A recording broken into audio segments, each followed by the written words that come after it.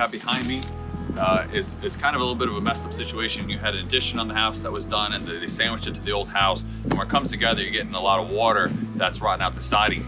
If you take a look at the siding here, you can see that the siding's all rotting. The customer's concerned that this is a gutter problem. It's actually not. It's a roofing problem, a flashing problem.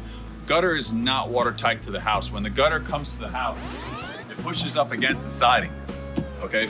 But you'll see the siding's on an angle, or if you have vinyl siding, it'll have an imperfection to it. It won't be completely level, so the gutter's gonna go flush against it. But water is still gonna get between the gutter and the siding.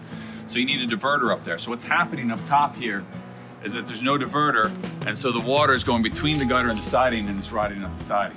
The second issue is that you have water from the upper level running into the lower level, and when the water from the upper gutter goes into that lower gutter there, it's going to splatter, and that water will splatter up on the siding, and that'll also just make the problem worse. But that's not the real problem. The real problem is the fact that there's no diverter that'll stop the water from going between the gutter and the siding from the roof, and that's causing all this damage. So just a quick little fix, and we'll get this taken care of.